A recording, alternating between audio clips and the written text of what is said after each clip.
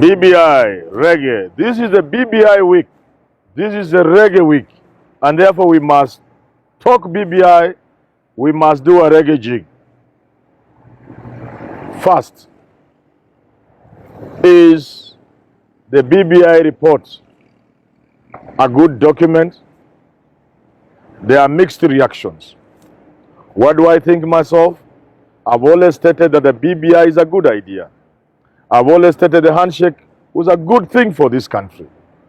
But I've also always stated that looking from the first BBI report, I didn't see much into it.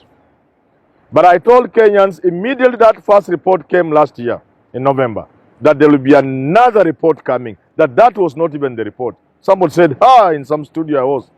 What do you mean? Yes, it has come to pass. We have another BBI report. This morning I report there will be yet another report. But after the 2022 elections. The next question we ask ourselves, is this report good for William Ruto? My honest answer is no.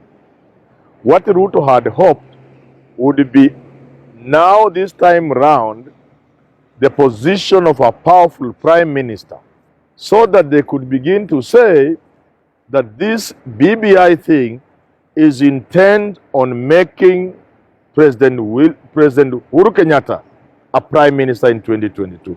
But the way it is, do you think Uhuru Kenyatta can go for such a premier position, as weak and as almost as useless as it is, a person to be fired by the president in the morning, the way the president wakes up?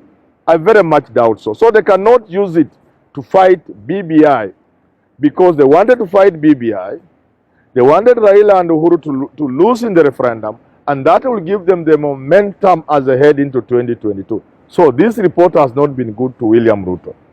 Is it good to Raila Odinga and Uhuru Kenyatta? Yes, it is good to them, because it will pass. And once it passes, and when I say it will pass, I'm inviting Kenyans to interrogate what I'm saying. Not to blame me. I'm not saying I like it. I've already said what is contained therein, I don't seem to like it. And I'm going to explain. It will pass. And it will be very good for them for 2022. I have always argued that the handshake will amount to nothing. The good things Uhuru and Raila talked about will not amount to anything unless these two gentlemen have the power 2022 and beyond. And therefore, if this referendum passes the way I know it will, it is going to help them get a team, like Uhuru Kenyatta mentioned yesterday, that he will want to put all the leaders in one room and talk as Kenyans. What that means is, 2022, we shall have consensus democracy, negotiated democracy, where decisions will be done in a boardroom. It may not be what I like, and I've said this before. We may have to suspend democracy for a few short years or 2 or 3 terms. If democracy means periodic elections, even if those elections bring bloodshed. So yes, they will have their way. It will help them make a team. Now to the politics of BBI. I'll come back to the substance. To the politics of BBI. I want to point out, like I've said, this does not help William Ruto. If you saw what happened in Kisii, if you saw what then happened in Kisumu later, you must have noticed 2 things. And this is exactly why I'm saying William Ruto may not benefit from this BBI. First of all, it will pass. If you saw the Uhuru I saw in Kisii, it was a new Uhuru. If you saw Uhuru in Kisumu and Raila, that was a new Uhuru. He's a man who is on top of his game now. He's a man on top of his game. He has come from his hiding. He hasn't quite shown what he's made of. Hiyo ni kionjo tu, but you could see. Now, the 2 things I'm talking about. The Tanga Brigade has been saying that they have the country.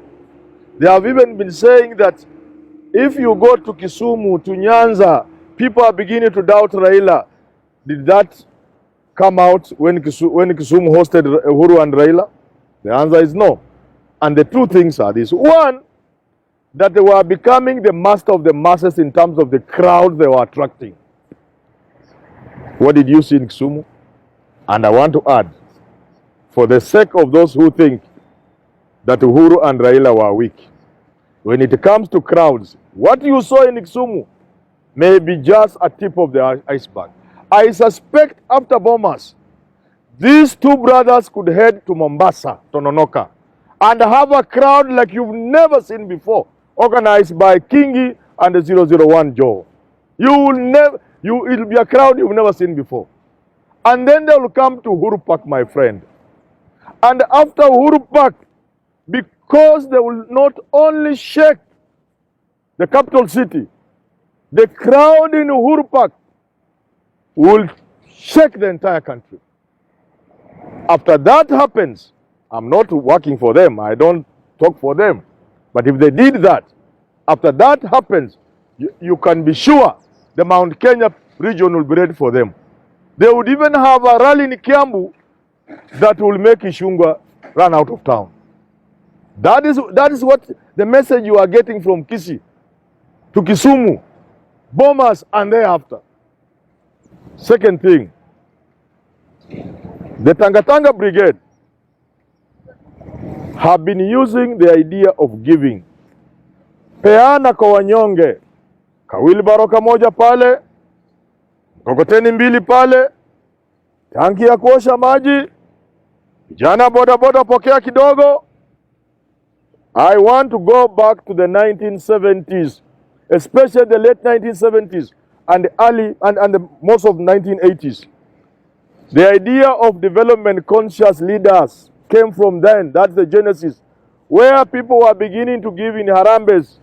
In poor neighborhoods like where I come from, it was 1,000 shillings.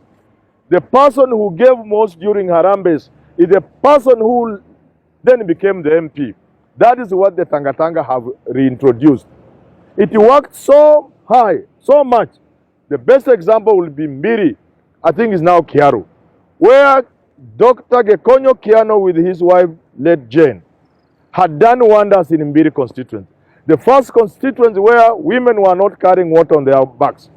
The first constituency where grass-thatched houses and tin-roofed houses were replaced by clean iron sheet roofed houses. But of all people, Gekonyo Kiano was sent out of Mbiri by Matiba. Why? Matiba was a man of money and means. He was able to bring all the leaders, religious, political, business community, all the billionaires from Murang'a, and we were all surprised that he was able to remove. So that was the game. Today, that is a game William Ruto and Tangatanga have reintroduced. The game of giving. I just want to say, if you saw from Kisii, and yesterday somewhere in some hall in Pumwani, the president can give. For every one wheelbarrow you give, he can choose to give 50. For every one boda boda you give, or for every 10 million you give to boda boda, he can give 50 million. Why? First, he's a rich man. He has old money compared to new money that you, William Ruto, has. Secondly, he has been around from 1960, cutters of the Kenyatta family. He has a network of friends who can put 50 billion down and tell him, enda nunulia watu pikipiki. But more importantly, why you'll again lose on that score, the way you are losing on the score of the crowds, is because on top of having the money, his and the friends, and he did not even use his, he also has state power that comes with state money. You get it? So he can give incentives to border people. I saw something yesterday. He can put something in their circle, 10, 20 billion. You cannot do that. So he will beat you at that score. He can use the same to bring leaders together, and this is the last point I'm making. Because when you see leaders in Central, governors, all of them, when you see people coalescing around Uhuru and Raila, the big boys in this country, don't think they love Raila or Uhuru. Don't think they believe in BBI. totally. They may, but it need not be necessarily so. It is because they are aware where the power is. They know Uhuru is not just the president. He is the head of state. He has all the power to give and take. He has the carrot, he has the stick. That's why they are lying where he is. Equally, when you see people following you leaders, William Samoei Ruto, it is not because they love you. They may love you, of course. It's not because Tanga narrative is a good narrative. It may be, of course, but it is because of what they get out of you. That is the reality of politics. And that is why, because the biggest giver, the man with the biggest authority in the country, the man in control of the force, that man has gathered all the big boys, and the Kenyan politics is played around the big boys and girls. So if you go to Central, you get all the big people are with him. And if they are going to assemble the troops led by all the big people, let me use my own region as an example. Because all the big players, beginning with Atoli, go to Oparanya. I hear Mudavadi is in the gate now. Wetangula is right in the compound, the BBI compound. Eugene has been in the house. Surely when you go to Western, like I've said before, after the rally has moved from Mombasa to Uhuru Park, you go to Kiambu. On your way to Western, you pass Nakuru. And Raila and Uhuru have the capacity to have a rally like no other in Nakuru. Make no mistake, my friend. Like no other. Then you head to Ingo land.